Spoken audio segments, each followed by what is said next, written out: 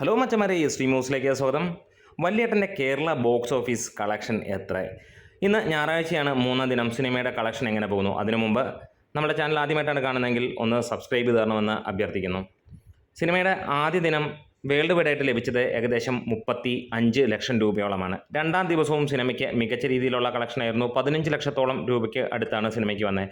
2 ദിവസം കൊണ്ട് സിനിമ 48 ലക്ഷത്തോളം രൂപയ്ക്ക് അടുത്താണ് കളക്ഷൻ വന്നിരിക്കുന്നത്. ഇന്ന് മൂന്നാം ദിവസം ഡിസംബർ 1 തീയതി ട്രാക്ക് ചെയ്യപ്പെട്ട കളക്ഷൻസ് ഇതുവരെ അനക്കമൊന്നും പിന്നെ കണ്ടിട്ടില്ല.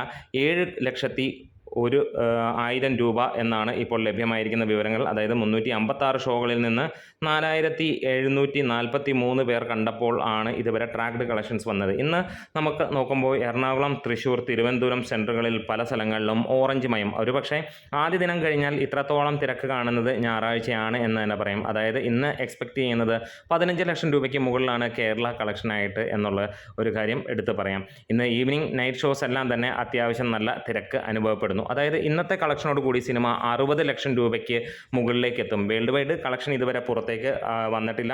അതിൻ്റെ ഡീറ്റെയിലും കാര്യങ്ങളും ഒന്നും വന്നിട്ടില്ല. എങ്ങനെയാണേലും 65 ലക്ഷം 70 ലക്ഷം രൂപയായിരിക്കാം സിനിമയുടെ 3 ദിവസത്തെ കളക്ഷൻ.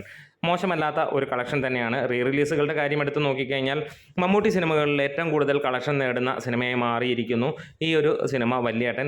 ഇന്നും സിനിമ കൈരളിയിൽ പ്രദർശിപ്പിച്ചു എന്നുള്ളൊരു അത്ഭുതകരമായ കാര്യം കൂടിയുണ്ട്. ഓൾറെഡി തിയേറ്ററിലോടുമ്പോൾ അവിടെയും ആളുകൾ കാണുന്നു എന്നുള്ളത് തന്നെയാണ്. ഒരുപക്ഷെ ഇങ്ങനെ ഒരു അത്ഭുതമാണ് ഈ ഒരു സിനിമയെ സംബന്ധിച്ചിടത്തോളം ഉള്ളത്.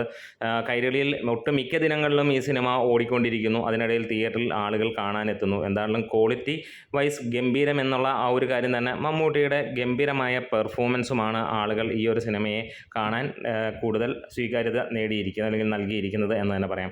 എന്തായാലും വരുന്ന ദിവസങ്ങളിൽ സിനിമ 1 കോടിക്ക് മുകളിലേക്ക് എത്തുമെന്നുള്ള പ്രതീക്ഷയാണ്.